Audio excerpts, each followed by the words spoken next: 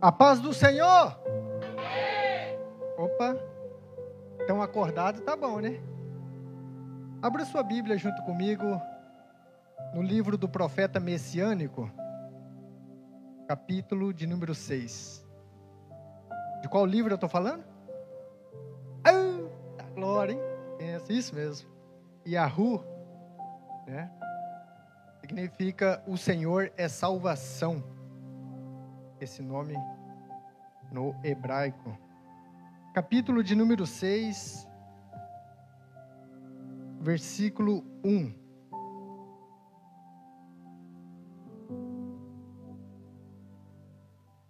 Quero que você acompanhe, para que nós possamos entender o que Deus quer falar ao nosso coração nesta noite.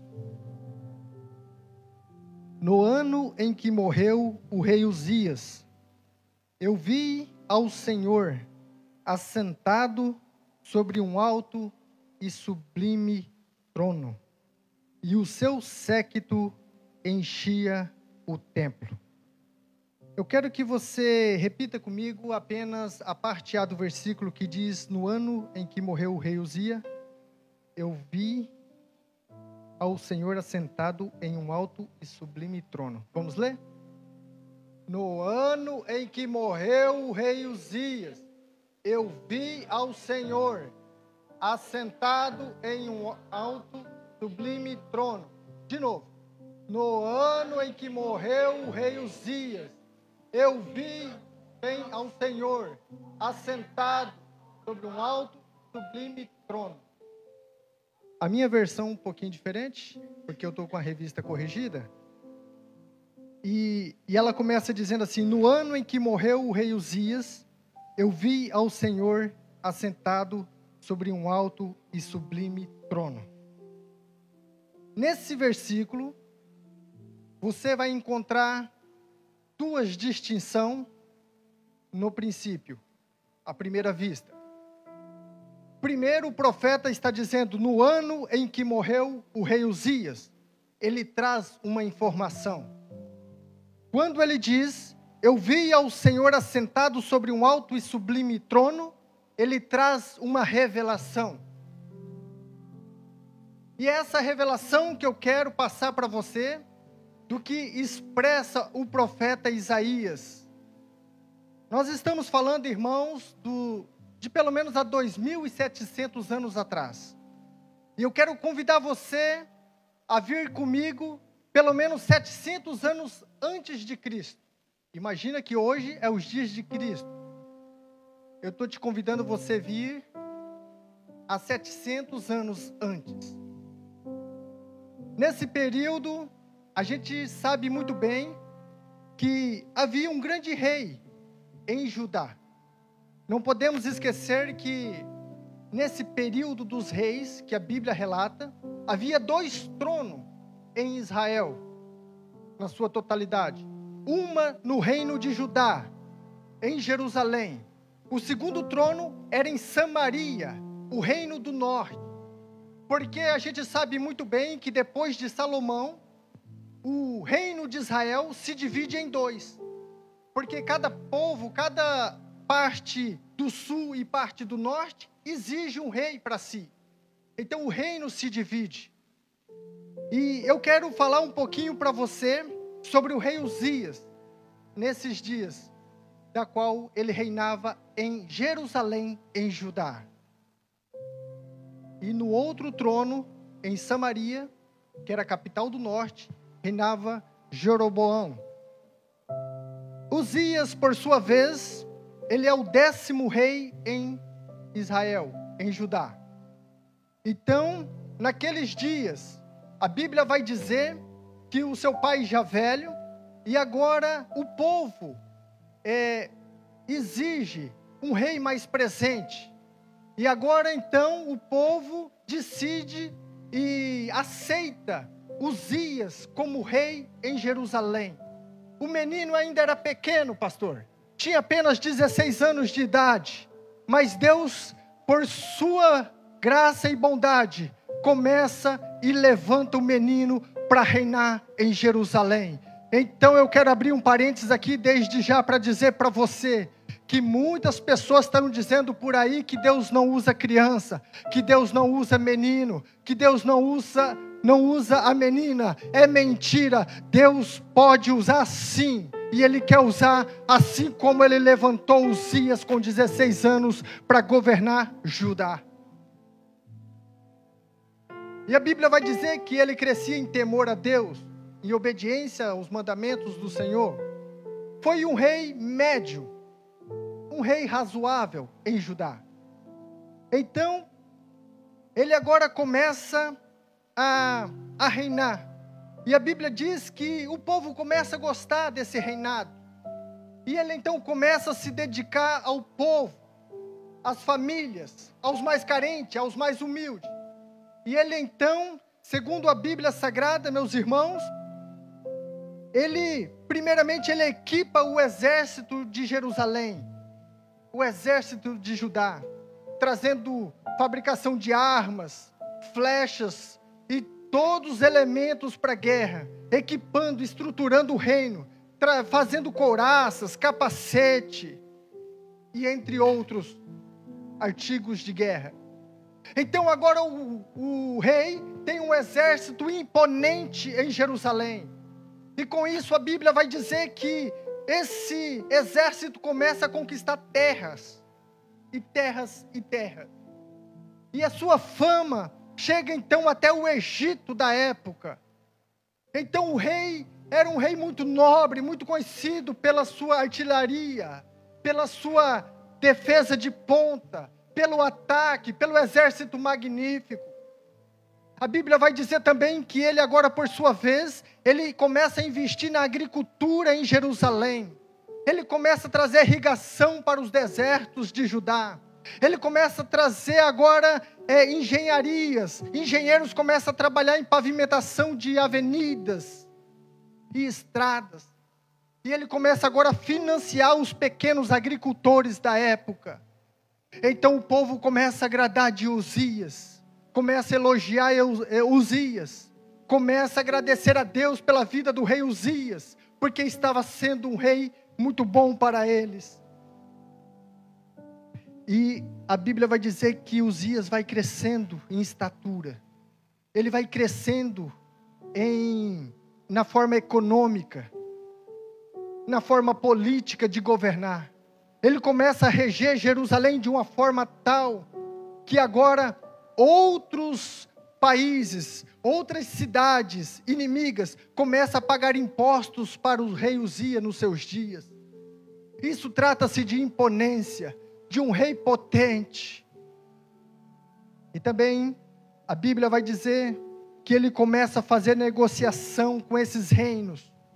Ele começa a trazer grandes coisas, grandes feitos para ajudar para Jerusalém, fazendo negócio com o Egito e entre outras nações da época. E também a Bíblia vai afirmar para nós que quando ele pega o reino estão com os portos, onde chegavam os grandes navios, embarcações, com os produtos alimentícios e entre outros, devastado. E ele começa agora a reestruturar os postos. Ele começa agora a edificar torres em Jerusalém. Ele começa agora a edificar montes, alteiros, para que a cidade possa ser bem protegida, para que a cidade possa ser bem ornamentada. Então, ele começa a trazer também indústria para dentro de Judá, para dentro de Jerusalém. Então agora isso significa que o reino de Judá, o reino em Jerusalém é um reino próspero. Nada falta. Politicamente está ok. Economicamente está ok.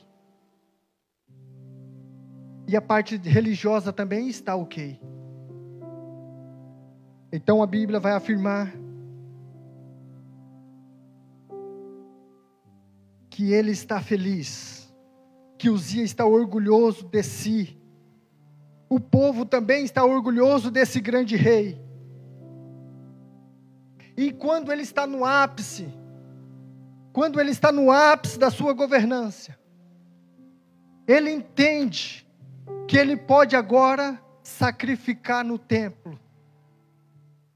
E a Bíblia vai dizer que ele chega no templo para sacrificar.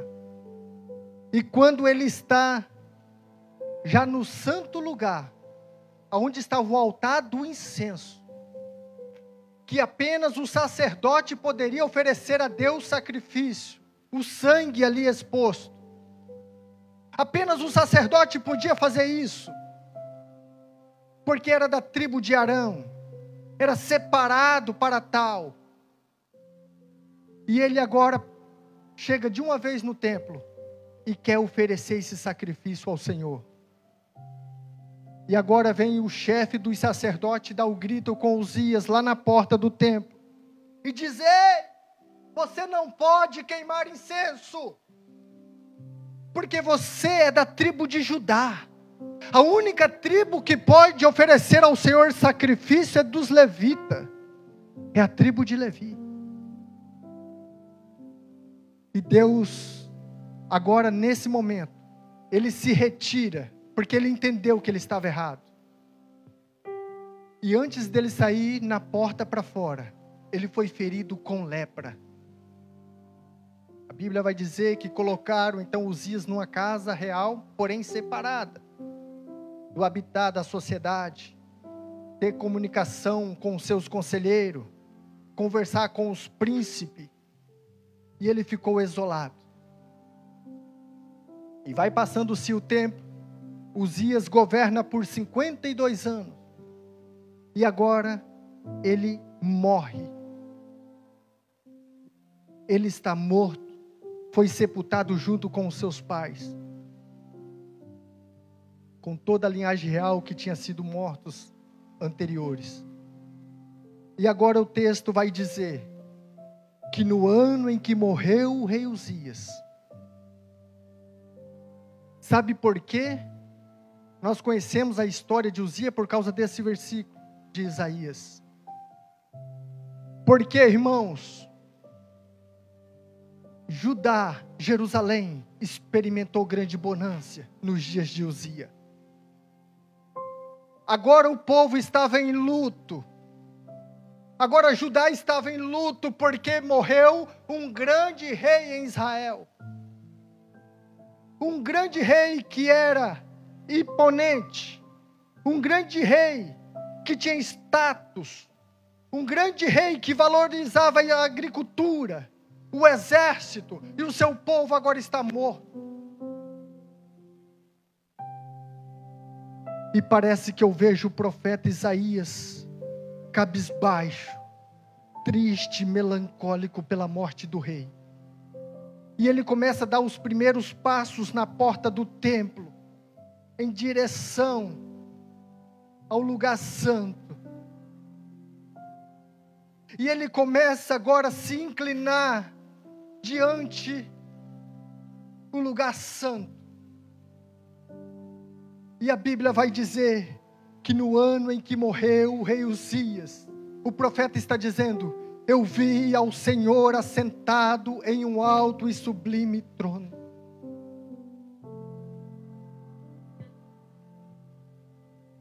Aleluias.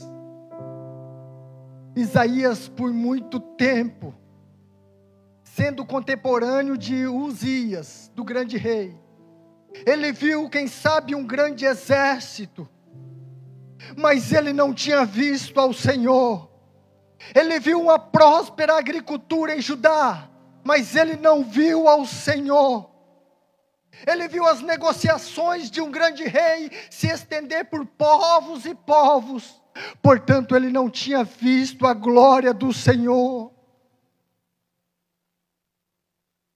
Eu quero dizer para você nesta noite, quem sabe você conquistou grandes coisas nesse ano de 2024, mas o seu coração ainda não sentiu a presença do Senhor. Você viu talvez as suas coisas, a sua vida financeira ser mudada, mas você não sentiu a presença do Senhor. Você, quem sabe, viu milagre acontecendo na sua casa, na sua vida, portanto você não viu a presença do Senhor. Quem sabe você viu milagres acontecendo na tua empresa, nos teus negócios, mas você não viu a glória do Senhor. Você não pode terminar o ano sem ver a glória do Senhor. Sabe por quê, irmãos?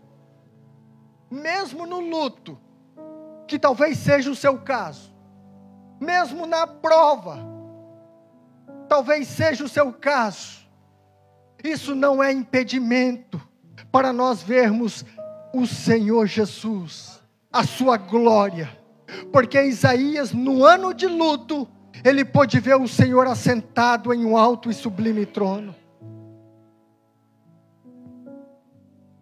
Isaías, meus irmãos, ele então vê o Senhor assentado em um alto e sublime trono.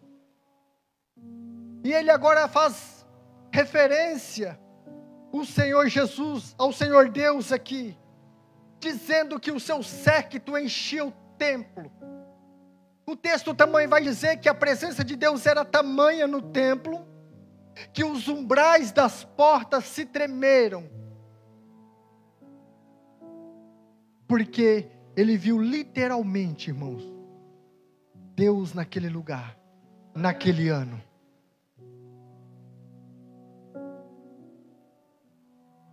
Aleluias.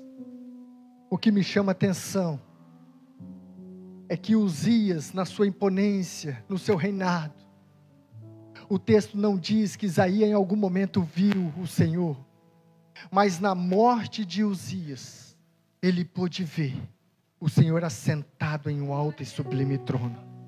Sabe, muitas coisas materiais na nossa vida pode tirar nós o foco. E nós começamos a observar as coisas materiais, mas nós não observamos a glória de Deus. Nós começamos a assistir às coisas materiais, e nós muitas das vezes não assistimos à glória de Deus. Mas no ano de luto, no ano de tristeza, o profeta pôde ver ao Senhor. O livro de Isaías, irmãos, é uma mini Bíblia. Se você observar, tem 66 capítulos. A Bíblia tem 66 livros. Do capítulo 1 de Isaías até o 39, você vai ver um Deus revoltado, um Deus irado, um Deus tratando com a nação de Israel e Judá. Você vai ver um Deus nervoso, um Deus severo, que trata com juízo. Assim também como o Antigo Testamento, do primeiro livro até o 39. Se você observar do capítulo 40 de Isaías até o capítulo 66, você já vai observar um Deus amoroso, um Deus de restauração, um Deus que vai trazer paz, um Deus generoso para com todos nós. E uma curiosidade que me chama no livro de Isaías é, se você pegar do capítulo 40 até o 66, são 27 capítulos. Se você pegar no meio desses 27 capítulos, vai dar o capítulo 53, aonde apresenta o Messias, Jesus. Por isso que ele é chamado de profeta messiânico. É por isso que é entendido, porque foi um homem que falou muito sobre Jesus, que viria depois de 700 anos depois. Você vai observar também que o profeta Isaías é muito citado no Novo Testamento por Jesus e pelos discípulos. Há pelo menos 40 citações do profeta Isaías, do profeta messiânico, no Novo Testamento. E eu quero chamar a sua atenção nesta noite e te convidar para que nós possamos entender o que é ver ao Senhor assentado em um alto e sublime trono. Sabe por que muitas das vezes nós queremos ouvir Deus falar conosco através de grandes feitos? Queremos ver algo miraculoso, muito grande, extraordinário. E Deus está falando conosco através das coisas mais simples. Muitas das vezes a nossa expectativa é ver Deus falando através do eclipse, de um terremoto, de um furacão, de algo desolador. Mas Deus quer falar conosco muitas das vezes das coisas simples. É o que aconteceu com o profeta Elias. Veio terremoto, ele achou que Deus ia aparecer no terremoto. Depois os penhascos começaram a se despedaçar, pedra rolar abaixo. Ele falou, Deus vai falar agora através dessa tormenta. E Deus não falava. E depois veio uma tempestade. Ele falou, Deus vai falar através da tempestade. Não, depois veio uma brisa suave. Aí veio a palavra do Senhor para Elias. Então Deus está nos mínimos detalhes. E nós precisamos observar isso. E o que me chama a atenção, para mim finalizar a mensagem nesta noite, é que Isaías viu um grande rei, por muitos anos governando Judá, mas ele não tinha visto a glória de Deus. Isaías viu muito dinheiro entrando no reino em Judá, por causa como eu já disse, pelos impostos que Uzias cobrava de outras nações. Os cofres do reinado estavam gordos, estavam cheios. Mas a glória de Deus, o profeta não tinha visto. Isaías vê, irmãos, as negociações, como eu já disse aqui, chegaram ao Egito, muito longe, mas ele não tinha visto a glória de Deus. Isaías viu grandes indústrias sendo implantadas em Judá, grandes portos sendo implantados em Judá, mas ele não tinha visto a glória de Deus. Isaías agora começa a ver em volta do Todo-Poderoso, do trono sagrado. Ele começa a ver grandes exércitos de anjos, e entre ele agora vê serafins voando sobre o trono do Todo-Poderoso. E os serafins, irmãos, é um super anjo, com as suas curiosidades. E ele vai relatar que cada anjo desse, cada serafim tinha 6 asas. Isso é uma coisa horrível.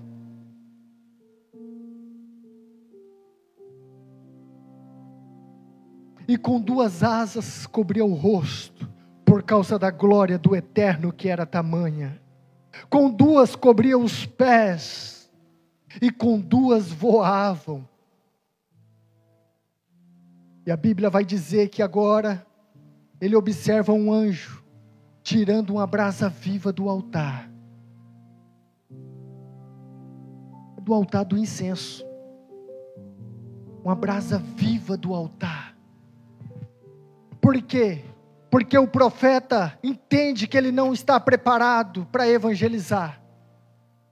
Ele entende que ele não está preparado para começar a profetizar em Judá. Ele entende que ele não é capacitado, que ele não tem força. Ele entende que ele é fraco. E agora o anjo toca com essa brasa viva nos lábios dele. E após ele ser tocado, ele agora se sente à disposição de Deus. E agora uma voz dentro do templo diz: quem enviarei? E quem há de ir por nós? Talvez você está aqui em Portugal. Você não sabe por que você está aqui. Saiba de uma coisa. Deus, Ele quer tocar nos seus lábios hoje. Para você continuar falando do amor dEle por onde você passar. Coloque sobre seus pés, igreja. Você não está aqui em vão. Porque o Senhor quer tocar na sua vida nesta noite. Você não veio aqui por acaso. Você veio aqui para sentir a presença de Deus. Quem sabe você há muito tempo, há muitos meses, semanas, que não sente a presença de Deus. Assim como o profeta Isaías, por anos, ele não via a glória de Deus. E Deus está te convidando a você sentir a presença dEle. Deus está te convidando a você ser tocado por Ele. Aleluias. E muitas das vezes, irmãos, muitas coisas impedem de nós vermos ao Senhor assentado em um alto e sublime trono. Mas Deus conta com você. Deus conta com a sua casa, Deus conta com a sua família, Deus conta com os seus filhos, para uma grande obra, neste lugar, na cidade que você mora, no bairro que você mora, na freguesia que você reside. Deus conta conosco.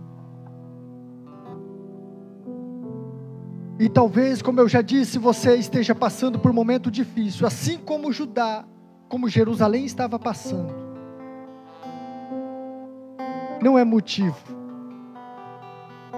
para nós se abster da presença do Senhor, mas é um motivo, é um sinal, que é para nós avançarmos. Porque na perca, irmãos, é difícil adorarmos. Na perca é difícil sentirmos a presença do Senhor. Na bonança é muito fácil. Outros, ao contrário disso, na bonança já se desvia, já se retira, se afasta, não é mesmo? Agora, no momento de luto, no momento de solidão, de tristeza, é mais difícil, mas não é impossível. Aleluias.